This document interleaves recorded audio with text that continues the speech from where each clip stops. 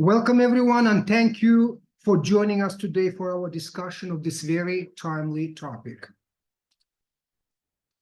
My name is Mahir Ibrahimov, commonly known as Dr. I. Just make sure that I needs to be after doctor, not before doctor. Okay, so I am the director of the Cultural and Area Studies Office, U.S. Army Command and General Staff College. Okay, first of all, I would like to thank the organizers, Dr. Scott, Colonel Denning, the KU staff, of course, the KU leadership for this great arrangement today. The focus of our panel today is the war, disinformation, and global influence campaigns in the Russo-Ukrainian war. Very, very interesting topic. And we have three very knowledgeable panel members. Anton Shirikov is a postdoctoral scholar in Russian politics at the Harriman Institute, Columbia University, and an incoming assistant professor in the Department of Political Science at the University of Kansas. Anton earned his PhD in political science from the University of Wisconsin-Madison in 2022. His book project investigates how propaganda helps authoritarian leaders maintain public support and undermine the influence of independent media. Rebecca Johnston is the cyber social fellow at the University of Kansas, where she conducts research on the intersection of Russian and Soviet history, culture, and information warfare. She holds a PhD in history from the University of Texas, Austin. Her expertise includes the history of culture, ideology, and governance across the Russian, Soviet, and post-Soviet space. She has also worked extensively within the field of international human rights.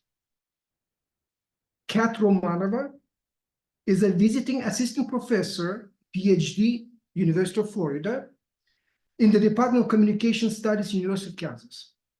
Her research interests include political communication, misinformation, and media effects. More specifically, she examines the influence of media messages on political engagement among ethnic diasporas and the spread of misinformation. Dr. Romanova teaches courses on political communication and political campaigns. You can clearly see that our distinguished panel is very qualified for this particular topic. The complete bios of the panel members and the moderator can be accessed on the conference's website. During the initial presentations of not more than 15 minutes and follow-on discussion, our distinguished panel will try to tackle questions such as, how have Russia and Ukraine used global influence campaigns to advance their aims in the war? And how should governments and citizens respond to disinformation? Very fascinating subtopic, right? No question about that. Before turning the floor over to the first speaker, I would like to share our standard disclaimer that the opinions and discussion points during the session are mine as the moderator and do not necessarily represent official position of the United States government, because I work for the US government. So with this and without further ado, I would like to turn the floor over to our first panel member, Dr. Anton Shirikov. Dr. Shirikov, the floor is yours. Thank you so much, Dr. Ibrahimov, and thanks to you and Chris for inviting me. And I'm going to deviate from the protocol. I'm going to stand here because I feel a little bit weird with my face right in the middle of the slide. So I'm just going to stand. Okay, I will talk about Russian propaganda and disinformation, and the way Russia can make its message appealing to audiences, and I will present mostly a political science lens. So, of course, you know a lot about what Russian propaganda is doing and has been doing recently. There's been plenty of recent analysis by the Atlantic Council, projects like EU versus Disinfo. So I'm not going to spend too much time on going over that. There are obvious themes such as promoting, you know, historical justifications and ideas of history that Kremlin wants. Undermining Russia's adversaries, in this case, the West and Ukraine. And so there's plenty of that going around. And I just wanted to flag that what Russia has been doing during the war and during the full-scale invasion in the past 2 years, it's not something new, really. It's basically what Russia has been doing for a long time, at least since 2010 or maybe even earlier. So I will focus on the conditions under which audiences become more receptive to propaganda. And I will talk mostly about two main factors. One is propaganda becomes more plausible to audiences when it speaks to what they believe already, what they think they know, what they know. And second, when propaganda speaks through actors, outlets, sources that people find trustworthy. So going to the first of these factors, often propaganda and Kremlin's actors, whoever they are, they design their message in such a way that it addresses what individuals believe, what they find familiar, what they identify with, and to present this very simple, abstract, sort of theoretical scheme of this. So let's say you have a set of beliefs, you believe certain things about the world. And so what propaganda can do, it can present new narratives, which are here as designated as A or B. And what propaganda does, it creates these narratives in a way that overlaps a lot with what people already believe. And in that case, it's not necessarily automatically believable immediately, but at least it makes people think and makes them consider this narrative seriously. Then, if propaganda has a chance to repeat that over and over again, these new narratives can become a part of the belief set of an individual. So they are, again, this is already a part of what one thinks to know about the world or one thinks to believe about the world. And then, you know, you can repeat that ad infinitum. So you can do this all over again with new stories, new messages. Russian propaganda beyond Russian borders in other countries, of course, it doesn't always get to this third step or even to the second step, because you need to have access, and often people are not really exposed to Russian propaganda constantly. But at least even when there's disinformation, even when we're talking about the first step, I'm trying to get here. Even if it's about the first step, at least if propaganda gets to people who already believe it, or not believe propaganda, but believe sort of similar things, of course, they would treat it more seriously. And to give you just a couple of examples, you know, in studies of the United States, in one recent paper, one of the key findings is that among those people who were exposed to Russian disinformation on Twitter in the 2020 election, most of those people, people with most exposure, were very strong conservatives, strong Republicans. There's a small number of people who already were exposed to similar views before. And similarly, in the situation in Ukraine, there is evidence that Russian propaganda, this study was done before the full-scale invasion, but there was evidence that Russian propaganda was mostly persuasive among people with already pro-Russian views, Russian speakers, and people with pro-Western views were resistant, or even among them, propaganda even backfired. So that's one part of it. The other part of it is that what I mentioned about sources, about trusting sources. So we have in many countries influential media personalities or politicians. You know, I'm sure you know the first guy on the left. This is Viktor Orban in Hungary and Alexander Vučić in Serbia. So these politicians or media figures, they can also amplify and transmit Russian propaganda, not necessarily because they believe in what Russia says, not necessarily because they are pro-Russian or Russian agents, but just because they find it useful for their own purposes. Sometimes it's because their audiences are already predisposed to believe such stories, but sometimes it's something that's convenient. Tucker Carlson says often, it's Russia, we shouldn't believe it, we shouldn't trust it. But what Russia says raises legitimate questions about our own government, right? So it's kind of a disclaimer, but still, and when it comes from figures like this, of course, propaganda appears much more trustworthy, plausible to audiences, and also it is exposure, because how many of you really see random tweets from Russian trolls on Twitter?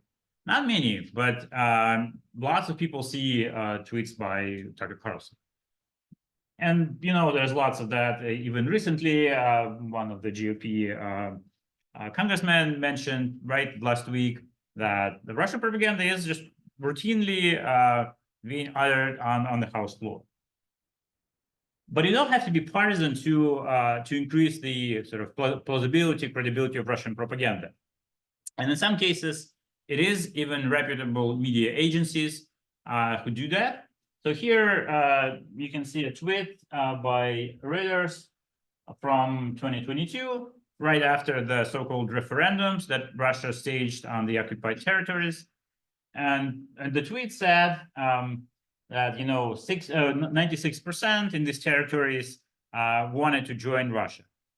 And of course, we know that this is completely false, because we know how elections in Russia and in the occupied territories happen. There's a lot of falsifications, and in this case, there's just a lot of coercion of soldiers with guns forcing people to vote for joining Russia. So there's just no way that this is true. But the way Reuters presented it is that basically Russian government says that this is the case. And similarly, in a more recent story from AP, Russia says it killed 234 fighters in an incursion. Again, we don't know if that happened. We don't know how many fighters there were, how many fighters were killed. But the headline says Russia says, right? So in principle, it is true that Russia says that. So it's not disinformation. But the underlying story is most likely disinformation. In this case, it's definitely disinformation and propaganda. So why do news agencies do that? Because they don't have reliable access to actual sources on the ground, because nobody can know actually what happened in these cases. But they still want to publish something. They want to bring in newsworthy stories. So the incentives here are not very, very healthy. And I think this is a big part of how Russian propaganda spreads. So keeping that in mind, let's look at some results from recent studies that investigated the degree of belief in Russian narratives about the war and about Ukraine. This narrative wasn't intended for foreign consumption, but I think it again, as with all other stories, as we saw previously, it was widely publicized. Dmitry Medvedev, Russian former president, suggested a division of Ukraine, where basically all that's left is Kyiv, and everything else goes to Poland, Russia, and so on. So I want to talk about Ukraine a little bit, but I think I'm a bit too short. I'm kind of getting closer to the end, so I'm going to skip Ukraine, because the main thing to know is that studies in Ukraine suggested that Ukrainians are pretty capable of recognizing Russian disinformation, and that was even before the full-scale invasion. I think right now they're pretty much inoculated. So I want to focus on other countries in the remaining time. And first, I will talk about a study that's been published very recently, a few months ago, and it's been done, I think, in the summer of 2022. So in this paper, the author selected a bunch of pro-Russian narratives, like Ukraine consists of historical Russian lands, and they try to understand how much people in three countries, Slovakia, Czech Republic, and Poland, believe in this story. So what you see here is the percentages of samples in these countries, people in these countries who believed each narrative. And there are two things to take away. One is that there is quite a bit of variation. So people in Poland were much more resistant. Poland is in yellow, and people in Slovakia were more vulnerable. And I think we can sort of understand why, because in Slovakia there is an influential politician and a party led by Robert Fico, who's currently a prime minister, and these people are Russia friendly, and they're not as friendly to Ukraine. So it's just that this part of the population, as well as the leadership, they are open to promoting such narratives, and people are consequently open to accepting them. The other thing is that except for this last one, right, refugees from Ukraine are treated better than EU citizens. Still, the level of belief in these narratives, even in Slovakia, is not, overwhelming. It's still the majority, and then in two other countries, it's small minority, right? So these narratives, even as they're spread, they don't necessarily hold, except for situations where there are sort of domestic enablers. And it comes even clearer in this figure, which I apologize, it's from a different paper. It's a very it's for people in the back, they probably don't see the small script, but the main thing is that this is a study in about 15 countries, also done in 2022, and it also measured the belief in pro-Russian narratives. In this case, just two. One was that Ukrainian government is anti-Semitic and sort of full of Nazis, and the other is that there are US-sponsored bioweapons labs in Ukraine. So the darker cells here mean there's more belief in this disinformation, and lighter yellow mean that there's less belief, right? And so we can see here, we can see that countries like UK and Poland, there's just a little bit, basically very few people believe these stories. Even the United States is not that far, which is here. People do believe more the narratives about bioweapons because it's been really featured a lot on Fox News and other conservative media. But other than that, it's not like it's been super effective. But in countries like Serbia, which is at the top here, or Greece, the belief is much higher. And again, we can probably guess why. In Serbia, not only Serbian leadership is quite pro-Russian, Serbia has historical ties with Russia. There's a large constituency that's pro-Russian, and these citizens are very receptive to that kind of information.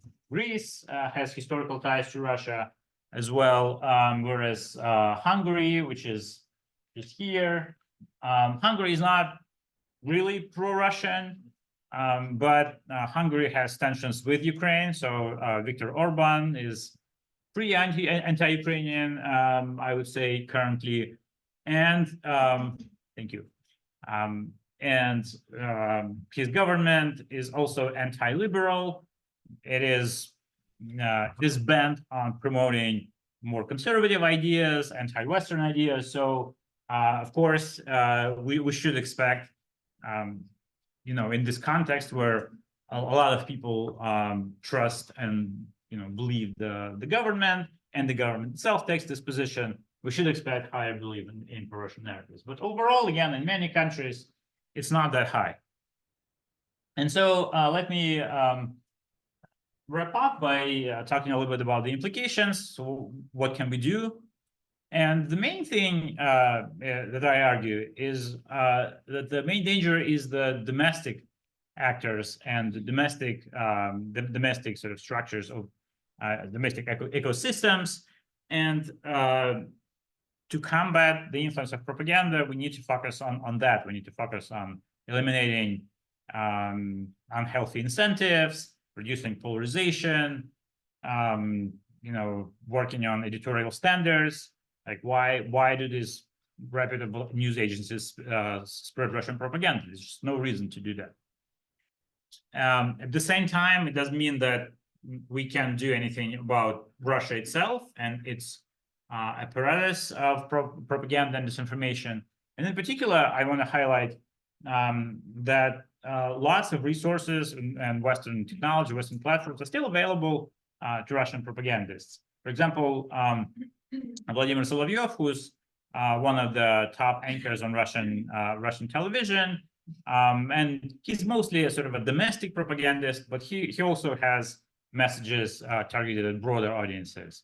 But he has 1.4 million followers on X, former Twitter, right? And nobody is doing anything about that. And I mean, it's not probably, this is not going to solve the problem, but I think just allowing propagandists to do their work freely definitely is not going to help.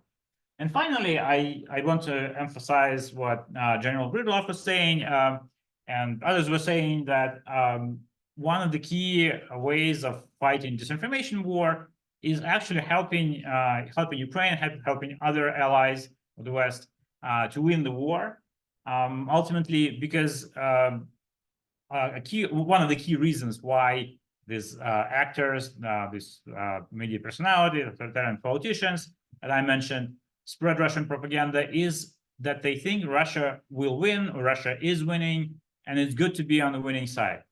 Whereas if Russia is losing, there is much less incentive for them to do that. So I will stop here. Thank you. Thank you, Doctor, for the great presentation. The next speaker is Dr. Rebecca Johnston. Dr. Johnston, the floor is yours. Thank you. I'm also going to stand up here because my face is directly in view of that screen projector. And I will just get my slides up briefly. So I'm going to talk today about information warfare from a bit broader perspective.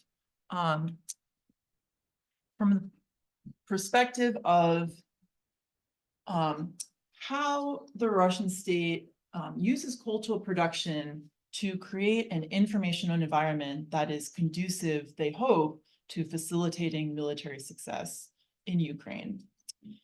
This screen right here is a media shot from a video game called SSR, Enemy from the Future. In this game, players are invited to join the Special Reaction Forces of the Russian Federation to fight against aliens from a parallel dimension. As you play the game, you find out that these aliens have entered our dimension because of an American military experiment gone wrong. This game is essentially a mashup between the Russian conspiracy theory that Dr. Shirikov was just talking about of the existence of US biological laboratories in Ukraine with the game Half-Life, if any of you are familiar with that.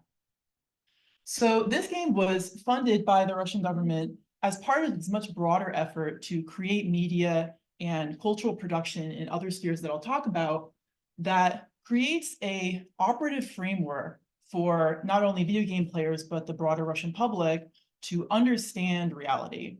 I'll break down what exactly I mean by that. And to make this a little bit more concrete, I'm going to start out by talking about Russian national security strategy and how it's evolved over the years to bring us up to the current day, and how Russian cultural production links in and helps to manifest this national security strategy, specifically in regards to its goals in the war in Ukraine. So national security strategy documents, if you look at the US national security strategy, as General Bridlov pointed out, these are largely statements of policy positions that there's not a lot of attention paid to, because what's more important is really what people actually do, what actions are taken.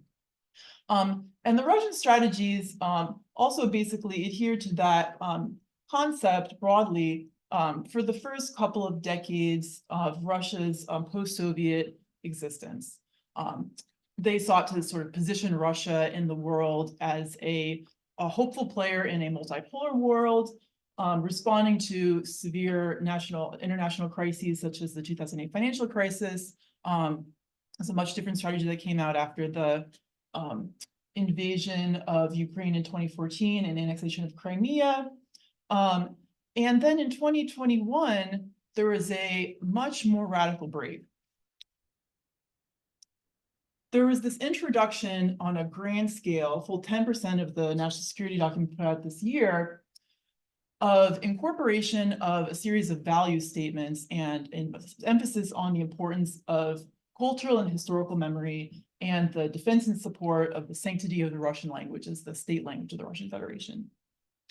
So security strategy previously would mention particular parts of these new parts of the strategy, but not to the extent that they did now.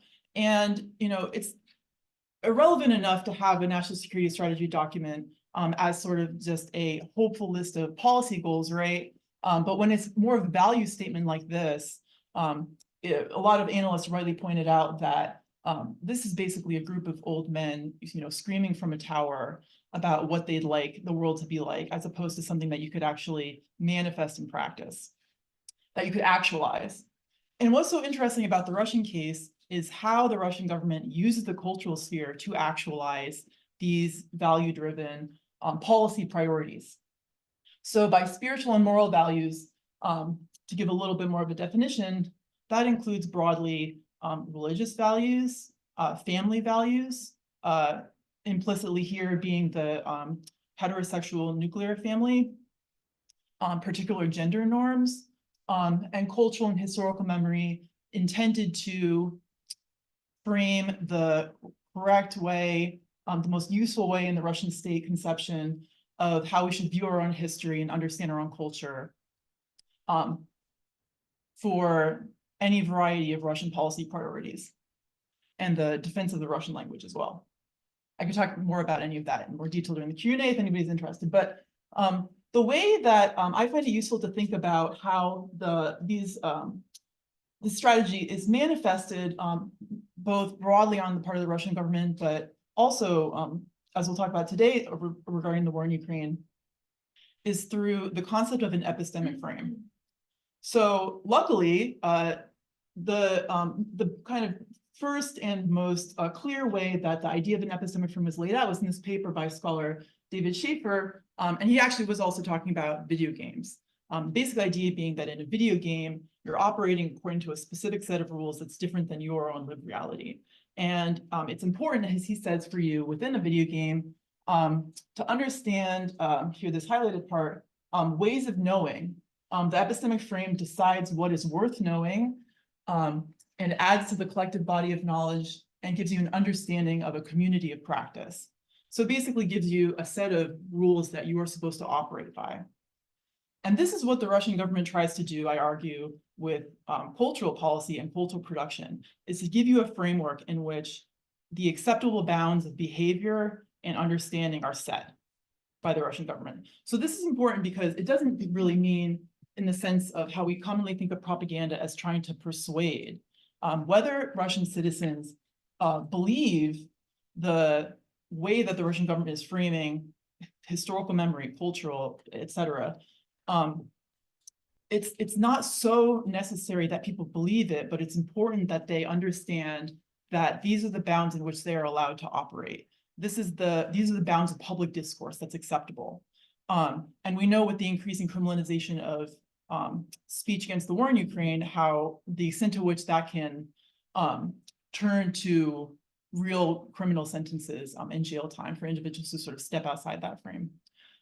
It's really easy to understand this in the sense of Russia's anti-LGBT legislation, where two individuals or the same sex holding hands in public could possibly face criminal liability. But more broadly, I'm going to talk about how this kind of works on the cultural level, and I'm going to give a few examples of the frameworks in which institutions or the institutions that sort of attempt to manifest these frameworks in Russia in particular, and then I'll give a few examples of cultural production on broad and narrow scales, how this actually looks.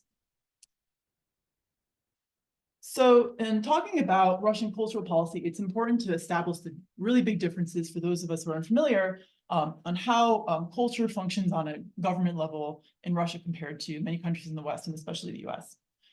We don't have a Department of Culture in the United States. Our culture is very privately funded for the most part. Russia has a Ministry of Culture, and this individual, Vladimir Medinsky, he is no longer Minister of Culture. He was minister from 2012 to 2020, but he remains very highly associated with the Ministry of Culture and how cultural policy operates in Russia today. And he's currently a personal aide to Vladimir Putin, and he is thought to be the actual author of that essay on the that General Breedlove alluded to, the historical unity of Russian and the Slavic peoples, basically implying that Ukraine was always a part of Russia and does not exist as an independent state. So through the Russian Ministry of Culture, other parts of cultural bureaucracy that exist on federal and also local levels, they exert control over the film industry, book publishing, this kind of umbrella of cultural establishments that includes museums, theaters, local choir groups, anything that you can think of that could be considered culturally oriented. And there's a number of international initiatives that they undertake as well. There's a particular incident in Palmyra that I can talk about during the Q&A, but obviously the most relevant international initiatives right now have to do with the war in Ukraine. So what are the goals of this epistemic control? There are a lot and they're constantly changing. Some particular relevant ones right now are ensuring military recruitment, ensuring that Russians are willing to join up to fight in Ukraine. These institutions attempt to create narrative success, get people to believe that military success in Ukraine is possible. The ability to contextualize failure. If there is failure on a military level, whose fault is it? Maybe it's the United States, maybe it's not Russia's at all. This is a very common narrative that's asserted. And very recently, especially regarding the terrorist attack in Moscow within, what was it, a few weeks ago, a month ago, attempting to establish that there's a quote unquote Ukrainian footprint in anything basically that goes wrong in Russia. So despite the fact that ISIS made a public statement saying that they were responsible for this terrorist attack in Ukraine, the Russian government's attempting to, and quite successfully domestically in the media sphere, spreading the message that actually this is basically leads back to Ukraine in some way. I have a picture of Medinsky here just to kind of illustrate his role after he stopped being Minister of Culture. He was sent as head of the first delegation for peace talks with the Ukrainians soon after the war started. And you can see kind of the lack of the appreciation on his part for being given that role. But this was a pretty serious statement, in my opinion, that these talks were never going to be meaningful and good faith in the first place. It just so happens that a few weeks ago, a consortium of journalistic outlets received a tranche of leaked documents from the Russian presidential administration with the Kremlin's entire ideological and what they called information warfare in the cultural realm strategy leading up to the elections, and also regarding actions relevant to trying to win militarily in Ukraine. So this right here is a schedule of, where is this? Yeah, this is a schedule of cultural programming in the months from September forward leading up to the war, or leading up to the presidential election rather. So they're split up between these four goals, and the idea was that Russian citizens watching or attending any of these cultural events or pieces of production would sort of internalize any one of these particular sort of narrative structures. Just to give you a sense of sort of how planned this really is and how intentional it turned out to be. So it was very appreciative. I was very appreciative that this came out because it validated a lot of this work that I've already been doing. So to give some examples, a broad example on the national level of kind of how this works in practice. So this individual, Russian State Duma Vice Speaker Vladislav Davankov, in August, he publicly made the proposal that Russian theaters should be allowed to screen Barbie and Oppenheimer for a couple of reasons. One, because they were fun and everybody enjoyed them. And two, because doing so would allow movie theaters to get revenue and use that to add to the state budget that was desperately in need. So practical and also just entertainment level value decision-making process there at play. The Ministry of Culture denied this request on the basis that Barbie and Oppenheimer both go against Russian traditional values. And they found this to be more important than the potential financial concrete benefits, let alone people's entertainment. And instead, they pointed to a number of domestic Russian cultural productions that they said are just as entertaining and people should be supporting more so. One of them that they mentioned specifically was this movie, Свидетель, meaning witness, which was funded by the Ministry of Culture. And the narrative in this movie, long story short, is that Ukrainians were responsible for the massacre in Bucha, which we know to be a conspiracy theory that is completely ridiculous and has no basis in reality. To come back a little bit, both in scale and time-wise, if we go back to the very beginning of the full-scale invasion of the war in Ukraine, cultural production in the way that I kind of lay out its effectiveness is not just in the actual pieces of culture that are produced. Movies take a long time to make, right? Books take a long time to write. But what you can do right away is harness your social media accounts. So all of these different institutions within the Ministry of Culture have social media accounts. This is the one of Rostov Oblast, which is right on the border with Ukraine. And right away after the full-scale invasion, they launched this entire social media campaign that attempted to frame, or attempted to support the idea that Russians were should be supporting Ukrainian refugees who were fleeing from Ukrainian Nazis. So there's all of this sort of support for explaining how much organizational work these groups are doing, the sort of various theater, puppet theater that was being organized for the children from the Donbass, musical theater productions that were being put on specifically for people in the Donbass, and sort of advertising that all this cultural production was happening. So they were, of course, organizing it on one hand and then advertising its effectiveness on the other. There are calls to actions, asking people to donate humanitarian aid for what they said was refugees from the Donbass. And there's kind of a special effect that this can have, right? In calling people to action and not just sort of this one-way street of messaging, right? So getting people involved, getting them used to being involved in supporting these narratives on a practical level. And that became even more the case with these sort of organized productions in which people would gather in an auditorium to sing. You can see here this sort of, this is the beginning of the proliferation of this Z kind of war signaling, pro-war signaling, special operation signaling. And a variety of other sort of collective actions like that people would actually attend in person. So putting these on and then also sort of advertising to the world through social media that this is what we're doing to help Ukrainian refugees who are fleeing from Ukrainian Nazis.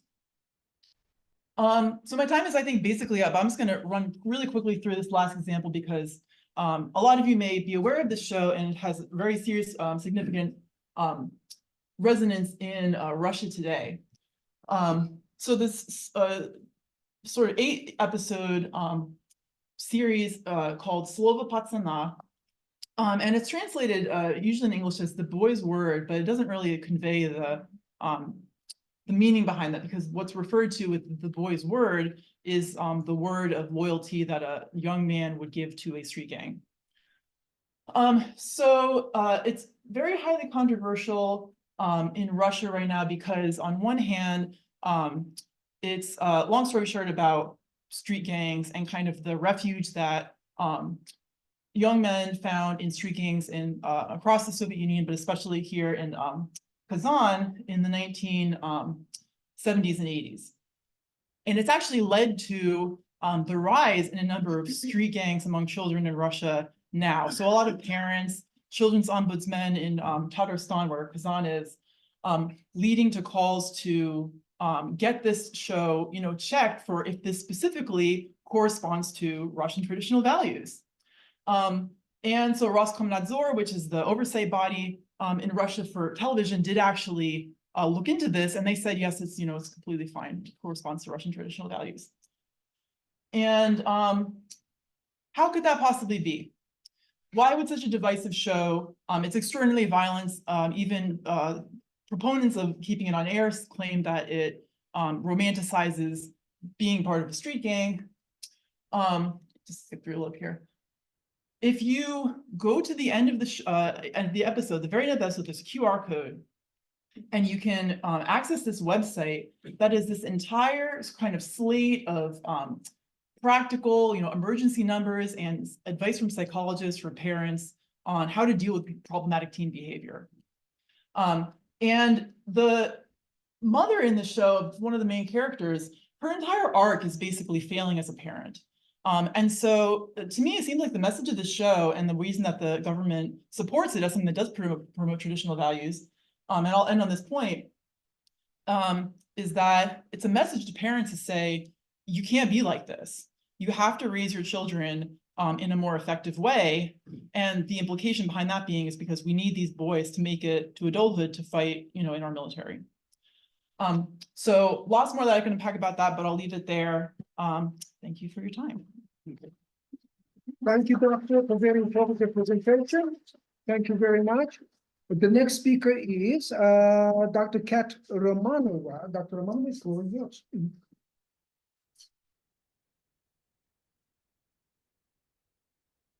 All right, let me find my presentation.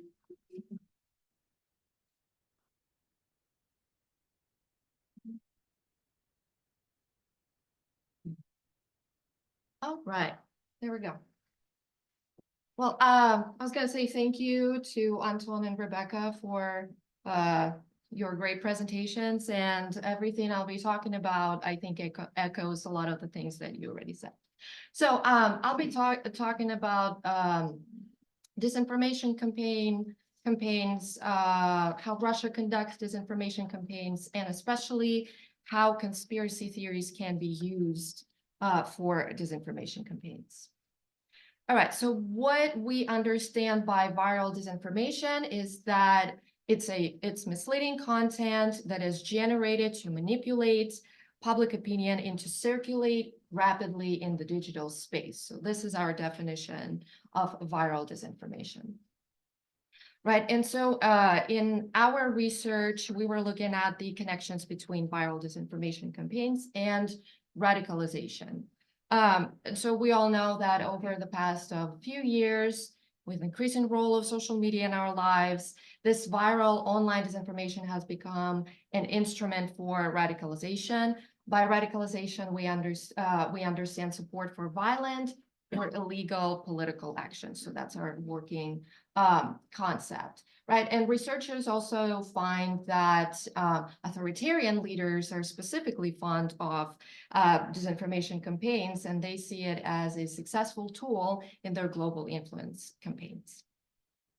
Probably the most well-known and the initial disinformation campaign was the case of Kremlin-sponsored Russian trolls attack on the American democracy in light of the 2016 presidential election, right? So this is well studied right now, and probably this was the time when we started talking about fake news, misinformation, disinformation, propaganda, and stuff like that globally, right? And so the researchers agree here that the goal of this disinformation campaign was to polarize the American public, right, and to lower trust in US institutions. Right, and so some researchers agree that Russia actually wrote the playbook on political disinformation, and other authoritarian states now use it with different levels of success. So, but there are different examples globally, right? How other states follow Russian playbook of disinformation, but I'll be focusing on Russia here today. Okay, so some interesting facts that we're seeing how Russian disinformation works outside Russia, right? So this study from 2018 actually analyzed, I believe, 4 years of the IRA, so the Internet Research Agency, the group who was behind the 2016 election disinformation campaign, and they actually found some interesting, that aggregated data from 4 years showed that Russian disinformation was about 9 times more effective in English than it was in Russian. And they found that on average, the tweet, right, from the IRA would receive about, let me see, about 2 reactions on average. In Russian or any other language than English, but in English, it would get 15 to 25 engagements or reactions. So there's a big difference in how successful Russian disinformation in English is, right? So my questions for today is, what are the specific psychological mechanisms by which disinformation can be weaponized? It can lead to radicalization, support for violence, and who is most vulnerable to viral disinformation? Right, so I'll quickly talk about the 3 studies we did with my colleagues from Georgia State. So we conducted a survey of the US population back at the end of 2022. We looked at the relationships between conspiracy theories, gender norms, and radicalization. And the last study we did was an experimental research. So we wanted to see if conspiracy narratives actually had any effects on radicalization. Okay, so first, we argue that conspiracies are largely used for disinformation campaigns, right? And we believe that modern conspiracy theories did not really, we didn't invent anything new. We just basically reframed all the existing narratives. They existed for 1,000 years, right? And so in our studies, we specifically wanted to see the effects and the influences of narratives that are connected to QAnon, right? And there are many ideas under the umbrella of QAnon you're probably familiar with, right? But we looked specifically at this narrative of a secret cabal, torturing and killing people, QAnon. And the second one was a least famous one, I would argue, and it's the Russian government's state-supported LGBTQ contagion threat narrative. So it's based on gender roles significantly. So QAnon and LGBTQ threat, that's what we looked at. And let me tell you a little bit, show you a couple of examples of how Russia tried to manipulate this LGBTQ contagion threat, right? So this was, I believe, on Channel 1. So Russian state television screenshots are from the TV talk, political talk shows. And basically they argued that they found the US-sponsored Center for LGBTQ Conversion on captured Ukrainian territory. So this was discussed on television. The next example here, this is an example of them fact-checking the Russian misinformation here on, I think, French television, right? So they're talking about how Russia spreads fake information that was particularly popular in Georgia. But what Russia spread was the video from the campaign for gay marriage in the UK in 2012. And they showed that this was a way to mobilize Ukrainians to go to war, pretty much. So in another example, did not originate in Russia, but was spread by Kremlin-linked news media, right? What originated actually in the Middle East, but during the COVID time, right, that, well, vaccines can turn people gay, COVID vaccines, right? So there is this conversation, there is this narrative, this conspiracy narrative circling online, and we just noticed that we're kind of seeing a lot of this narratives, like especially since the war started. And so we decided to take a look, like what is actually going on and how does the public perception accepts this. Right. So for the first study, like that's exactly what we're trying to do in our theoretical piece. So we wanted to see what is the reason behind this. And so we think that this was done, we originally thought this was mainly done for like the local, the Russian audiences, kind of to appeal, you know, to men, to their to create this masculinity threats, and so that men are more supportive of authoritarian leadership and more supportive of going to war and more supportive of that violence, right, against Ukrainians. So that was our theoretical idea, and then we decided to see deeper what's going on. And here, right, so LGBTQ threat, right, masculinity. So we know that traditional values in Russia, right? So we know that traditional masculinity, right, tough, heterosexual, lack of emotional sensitivity, right, men. And we came across this interesting phenomenon from psychology that's called fragile masculinity. And it basically refers to anxiety that men feel when they're failing to meet those cultural gender standards, right? Fragile masculinity. And so research on fragile masculinity actually found some interesting results, saying that fragile masculinity leads to support for the use of military force, right?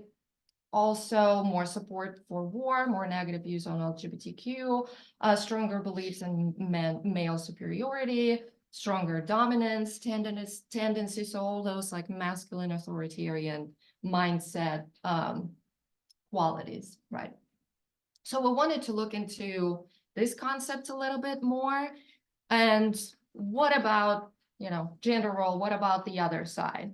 So there's also fragile femininity, also refers to like similar, you know, sense of anxiety, stress, and security among women who feel that their feminine identity is threatened, right? Well, interestingly here, it's been far less studied. And so, right, basically researchers didn't find any effects of fragile masculinity before, about like 10, 20 years ago. And they argued that, well, women do not seem to have the same requirements of social proof to achieve and maintain their gender role. Right? So we decided to test it again now, to see what is happening right now. Okay, so our research questions were related to this fragile masculinity and fragile femininity, and we wanted to see what role they play in the relationships between conspiracy, gender threatening conspiracies, and radicalization. And we also wanted to see if there are actually any radicalizing effects of exposure to gender threatening conspiracy theories.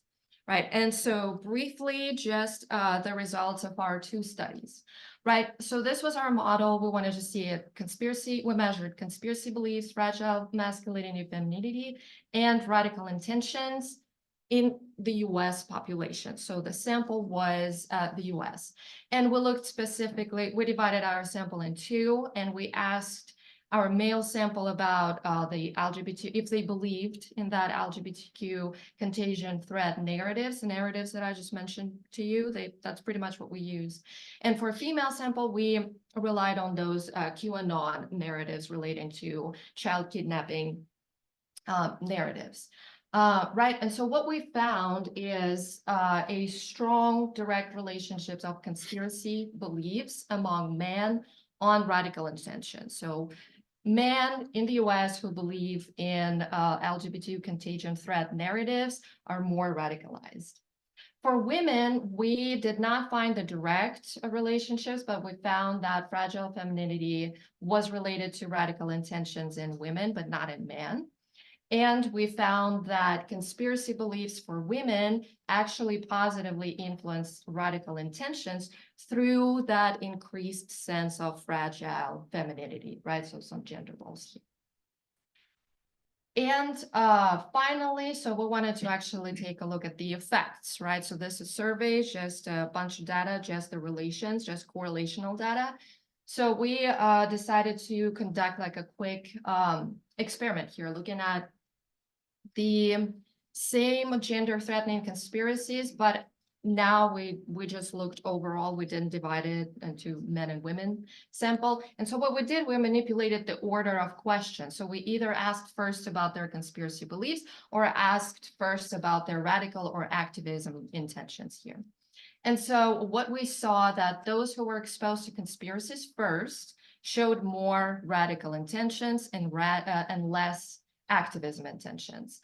But what about if they already believe those conspiracies, right? And that now they're just seeing them again. And so we found that believers, so those participants who reported at least some belief, some pre-existing beliefs in these conspiracies, reported even higher radical intentions after exposure to these narratives first. So even short-term exposure to conspiracy narratives, like related to gender threatening narratives, has some effects and influences on radicalization, right? And to sum it up, right, conspiracy theories are used as an instrument of viral disinformation. Russia uses this actively, domestically and internationally.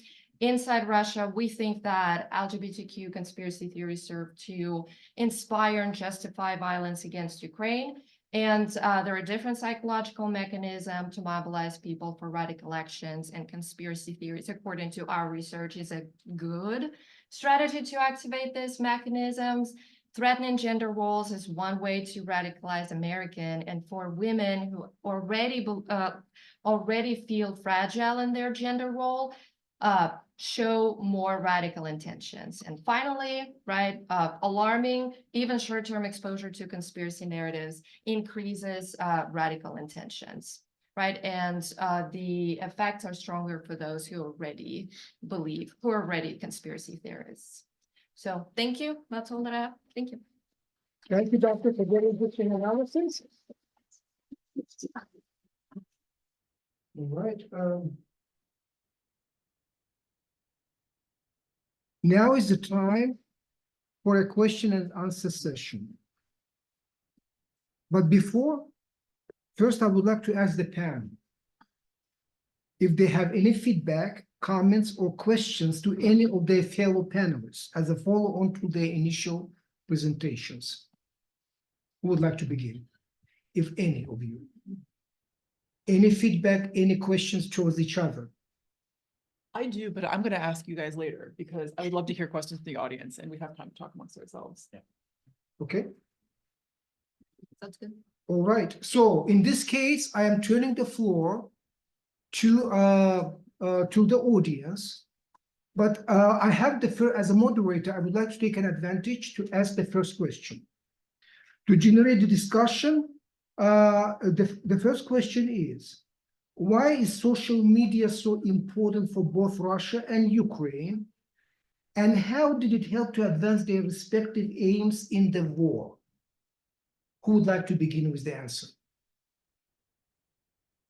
It's a good fit to all of your backgrounds.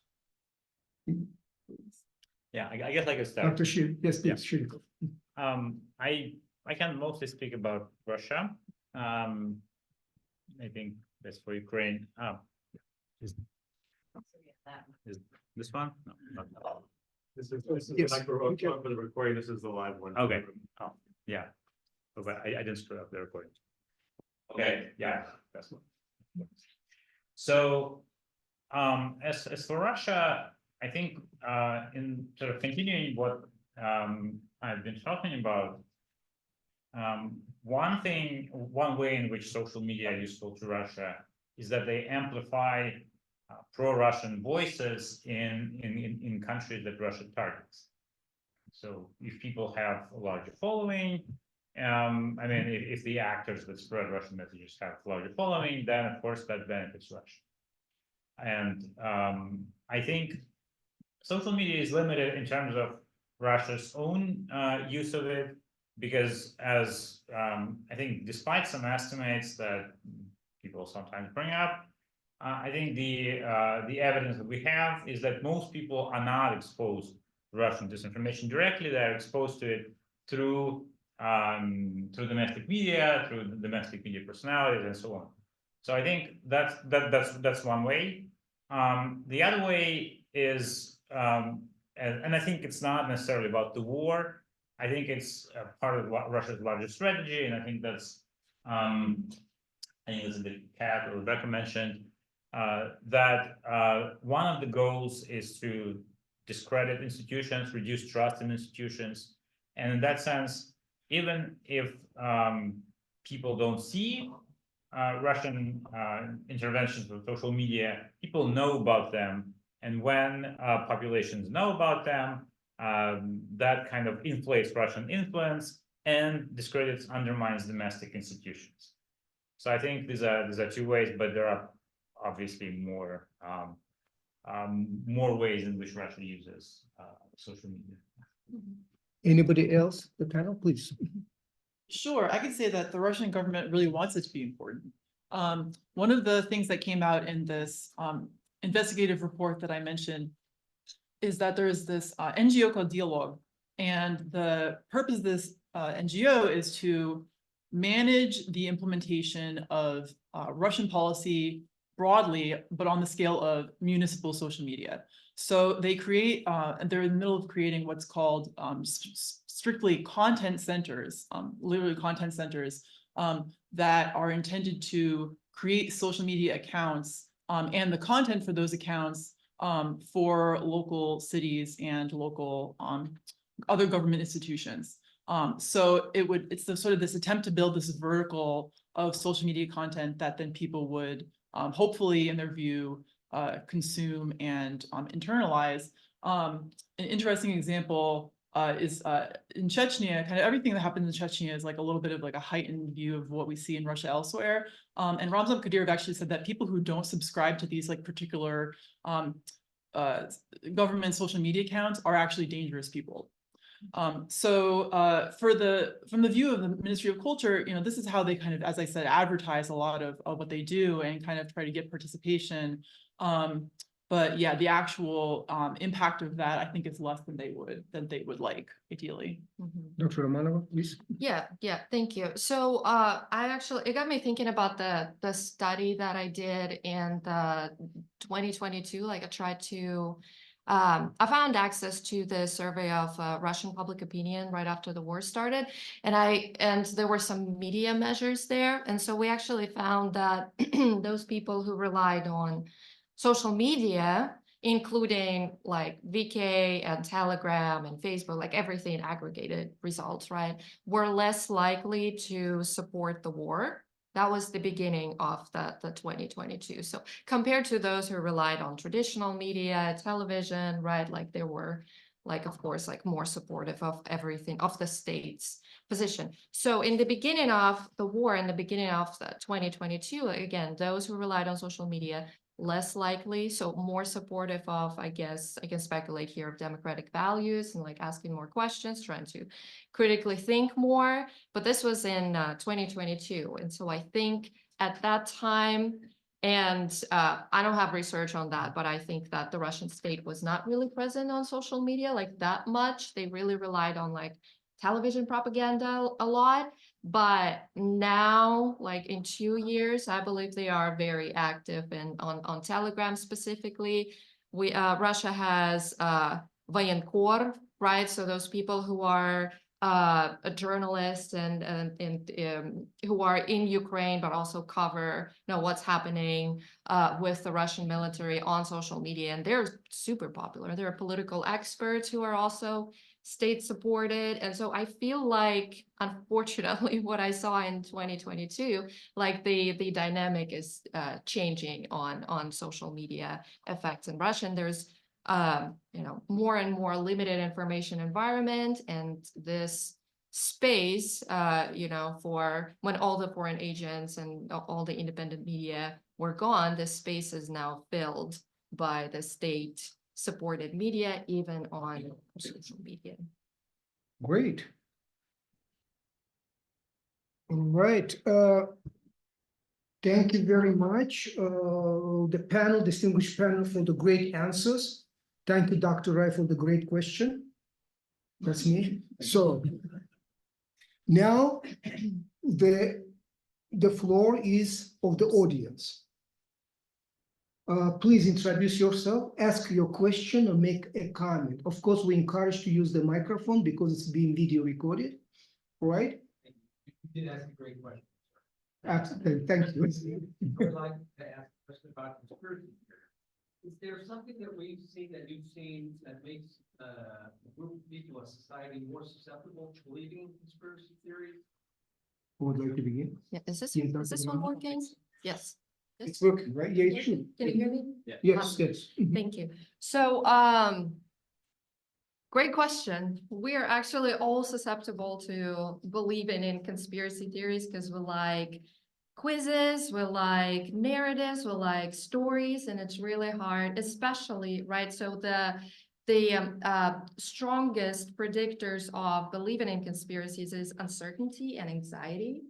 And considering of what is happening in the world right now, right? Multiple wars, like military conflicts, like just everything, right? We all are traumatized and anxious about, we don't want to read actually anything. We don't want to be exposed to news anymore. That's what I'm seeing in my students' classes, right? The news avoidance rates are really high, right? So we're just uncertain, stressed, anxious, and this all leads to us be more susceptible to someone who comes and says like, oh, I know what's happening. I know all the truth. I'm going to tell you what is actually going on. This is so somebody, and this is like a psychological predisposition to like looking for answers. And of course it is easier for our brain to believe this information than believing in the fact that the world is as chaotic and it's unfair and it's not just like black and white, and there's no like a one perfect reason for everything and one perfect story explaining everything, right? It's just how we process information. So the answer is we're all now susceptible to conspiracy beliefs. Perfect. Anybody else on the panel? I think we can just continue with questions from the audience. Excellent. Any other questions, comments from the audience? Yes, sir, please. One question I have, you see with the increased polarization of society and Russia being labeled as a conservative state, that other potentially people who are either conservative being able to disenfranchise, or conservative countries are kind of looking to Russia as an example. Do you see evidence of that, or is that a problem we're concerned about? Would like to begin with the answer? I think Anton talked about this, right? The Yeah, Republican balance. Yeah, sure. Mhm. Sure. Yeah. This is definitely a problem in the sense that Russia is very prominent in certain circles among very extreme conservative people in the US, among conservatives in Serbia, Hungary, basically lots of places. And when Russia did something, I don't think it matters. When Russia does something, then there's a lot of attention to it and a lot of interest in emulating it. Among people who are on QAnon, in this audience, Putin is kind of a hero. So they share portraits of him when he's half naked on a horse. They're always excited about him because he's very masculine. So I think in that sense, this is definitely a problem I don't think Russia is unique in that sense because there are other leaders like Putin who also symbolize conservative values. Like, for example, Viktor Orban has become recently popular among conservatives in the US as well. But Russia is definitely very prominent. Excellent. Anybody else for the panel? Yeah, What's just going on? briefly, like if you look at narratives or stories that are posted on RT, like Russia Today in English, and you look at what Tucker Carlson's talking about, like some of his show, you'll see some similar messages, and that is very alarming to me personally. Anybody else from the distinguished panel? Excellent. Is that answers your question, sir? Sort of. I guess part of my question is also, is it a problem that people maybe feel like they have to turn to Russia to be heard? I guess that's more of what I was trying to get. Like conservatives are turning to Russia even though they don't agree with what Russia's doing because Russia's the one talking about their values. Maybe not agreeing with their values because they're not being very good people, but if that makes sense? Okay, so that's a little different angle. So It sounds like, It's Yeah, working. okay, it sounds like you believe that that it is a problem, right? I think that this is a phenomenon that is probably best for a different type of specialist audience, but I think that your point is well taken. is that good enough, sir? Yeah. Thank you so much for the great question. Thank you, distinguished panel, for the great answers. Thank you so much. Dr. Scott, please. Yeah, very interesting panel. I have a question that's both looking back and looking forward. So in terms of looking back, I'm thinking about particularly about Rebecca's work. How much of this is new, right? Because you did this great study of the Soviet Ministry of Culture, and we know we have social media now. But how much of these tactics or the narratives, this sort of, I guess, sort of this debates about LGBTQ identity are kind of new, but sort of there's a longer term, tropes of masculinity and things like this in Soviet cultural production. So how much is new is my question, I think mainly for Rebecca and for Anton and Katz. What should we expect in the future? We have an election coming up this fall. There's been some sort of surface changes, right, with Prigozhin's downfall now. There's, I don't know how much the shop he set up in St. Petersburg is still active. Are there going to be new trends to expect in 2024, or is it going to be sort of more of the same what we saw in the last election cycle? Dr. Johnston, would you like to begin? Yeah, thank you for the question. So this is working? Okay, great. So yeah, so for my historical work, I did this study on the sort of Soviet predecessor to Russia's Ministry of Culture, which was created in 1953. And what I show is that this gigantic structure that's attempting to coordinate and manage all cultural production activity in the Soviet Union, as a top-down structure, can be mobilized as a collective unit to execute policy goals that might not have anything to do with culture at all. So if the Soviet government needs a boost in agricultural production, it can somehow, orient the entire Ministry of Culture to either drop whatever it's doing and go work in the fields, or it can order it to create cultural production that, convinces more people to grow more corn or whatever it may be. And we kind of see that that exact same utility and mobilization of a mass structure on a national level is what the Russian Ministry of Culture is still doing today. So that is very much the same. I think, as you point out, the narratives tend to be different, but that kind of conception of culture as this tool of the state that can be directed towards any particular goal is the same.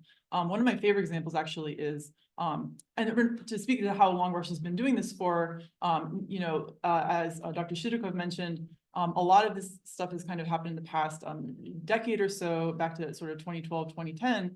But even back in 2006, Russia was facing this demographic crisis and desperately needed to find ways to increase the birth rate. There was like 16 different state ministries that were ordered to somehow make this happen. And one of them was the Ministry of Culture. And so this would be actualized by giving more likelihood that you could win support for funding for a film if you depict a happy family being created, if you depict a birth. So that kind of utility of the cultural sphere is there's a through line even before these kind of more hardline militarized policy implementations that we see in the cultural sphere today. Anybody else from the panel? Dr. Shirikov? Yeah.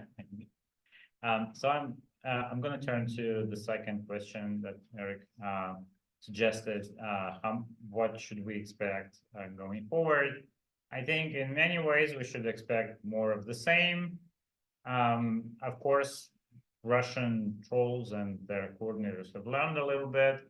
So now I think they have a better sense of what kind of narratives to use and reproduce. But in a way, I think it's still kind of a dumb process. So they look at what somebody tweeted here, and if they see some reactions, they just promote the same thing, depending on whether they want to target a sort of leftist audience or a right-wing audience. What changing, I think, is that among people who are skeptical about Russia, skeptical about Russian messaging, I think there's more awareness of Russia's involvement, and so there's going to be more suspicion about lots of narratives, political narratives around the election, around the war. Does this benefit Russia? And that may even spill over, and sort of create a backlash against some people who are not necessarily pro-Russian, just in terms of creating more suspicion. But on the other hand, among certain people, probably conservatives, although maybe some people on the left as well, there is also sort of a normalization of Russia and Russian messaging.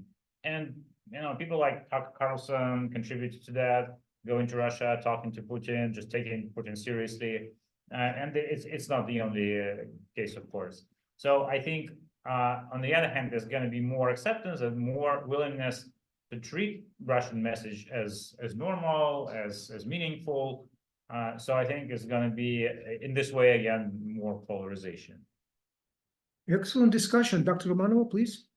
Yeah, just to add here, I completely agree with what Anton is saying. I think that Russia tried to do something in 2016. It worked, like it's been working. So why change, really? Right? All the instruments of like rapid messaging, just a lot of different messages, a lot of bots, and those narratives that really speak to people's values. Right? It's been working. So I don't think the model is going to change or like the strategy is going to change, but the messages are very simplistic, right? And the strategy is very simplistic. But what we have now that is different is all the technology.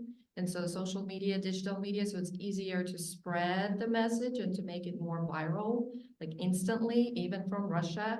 And with AI and ChatGPT right now, when it's really like, in 2016, they impersonated American citizens on Facebook and social media, right? And how people saw that these were bots, that there were some grammar issues, right? And now with AI, like this is gone. So this is one of the things that I'm worried about. So that could be, how technology is actually on that side is not helping disinformation. But on a good side, since we're doing research, right, it's out there, people are aware, media literacy, like we're also learning how to be more critical about that.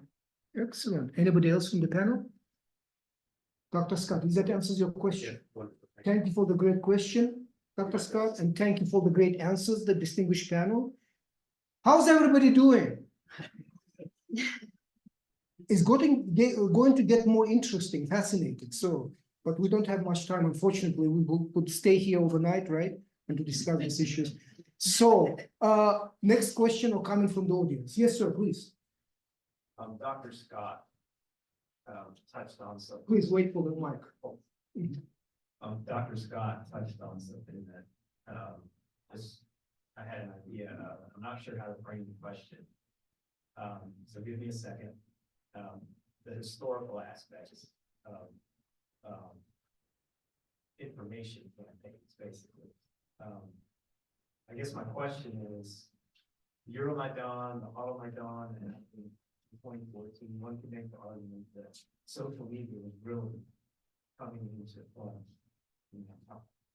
And you make the argument that was really one of the first events like that that really took off quickly.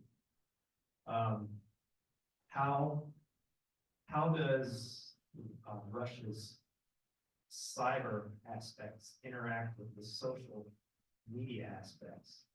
And do these stories, this influence, how much does it seep into US Congress, the Senate, possibly the election that's coming up?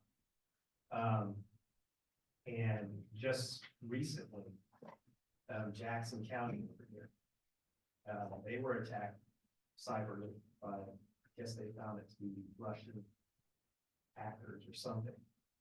And what is the US military and possibly NSA doing to combat some of this, to counter it? And I guess I'll end it there. Excellent. I mean, such an intelligent audience. It's impressive. Great question. Who would like to begin with the answer? I could start. Dr. Johnston, please. Yeah, thank you. That's such an important question, sort of what the impact of this is. And from the historical content point of view, it's actually very interesting because the narrative that Ukraine historically has always been part of Russia has been something that's been, for the most part, up until recently, very sort of domestically within Russia and within occupied Ukraine. It's been oriented towards that audience, sort of domestic audience, sort of trying to convince people that this is our reality. This is the historical memory that we should adhere to. And the interview between Putin and Tucker Carlson was kind of the first major foray of that message to a broad American audience. And as we see, even with what was it, 17% of people in the United States believing this bioweapons conspiracy theory, there's plenty of people who I'm sure saw that interview in the United States and said, if you saw the interview, this first sort of half hour of it was Vladimir Putin laying out his vision of Russian history and Tucker Carlson kind of sitting there completely beside himself, and actually expressing, I don't understand why this is relevant to anything that we're talking about, which is kind of amazing actually. But he ended by saying, yeah, I think that this sounds about right. And here's some historical documents that I have in Vladimir Putin to back this up. This is amazing. And so I'm sure that there's plenty of people who take that, at face value. And so the proliferation of that narrative of that, we, as the United States, it's not as legitimate for us to support Ukrainian independence because it's just part of Russia, just like we've established. That's a huge problem. Yeah. So that's what I would say about that. That in terms of what's being done, actually, I know I have one more thing to say. In terms of what's being done about it, I can't speak for our intelligence agencies, but I think specifically on the historical angle, it's often asked, all this cultural production and sort of messaging, what can the U.S. do to combat this? And the kind of stock answer tends to be, well, we should have our own cultural production that we support and that we fund. And I would argue that instead of doing that, it makes more sense not to look at the technique, but at the goal that the Russian government has. And if the Russian government's goal here is to establish this narrative about Ukrainian history, then to me, the most logical thing to do is to support Ukrainian historians when it comes time to rebuild in Ukraine, to support Ukrainian academic and scholarly institutions, to fund the study of Ukrainian history and culture in the United States now, the lack of which, except for KU is a huge exception to this one, but there's not as much, proliferation of Ukrainian studies at a lot of US universities. The lack of a lot of that study at a lot of places in the US sort of contribute to this lack of understanding, this information vacuum about Ukrainian history up until right now. So that's what I would recommend for combating that part. It's a bit broader answer than sort of specifically with the election, but it's very important. Excellent, excellent. Anybody else on the panel? Anybody else? Dr. Shirikov, please. Just a quick thing on cyber operations. I just want to point out that cyber operations are much more extensive part of Russian apparatus, and much more effort goes into it. It's just that it's very hidden, and sometimes we see evidence of their work in Ukraine, sometimes in other countries. I think they're trying to be, they're trying to not intervene in very obvious ways, but that might be changing in, going forward, given that we are now in the context of a war. Excellent, excellent discussion. So is that answers your question? Excellent. Thank you for the great question. Thank you, distinguished panel, for the great answers. So I think we're running out of time. It's gonna be the last question, and we would encourage the audience, if you have more questions, and I can see 1 million hands, please pass your questions or comments to us. We'll be happy to convey them to the panel, right? So at this point, I think it's time to wrap up the session. On behalf of all of us, I would like to thank our panel for sharing their great expertise with us.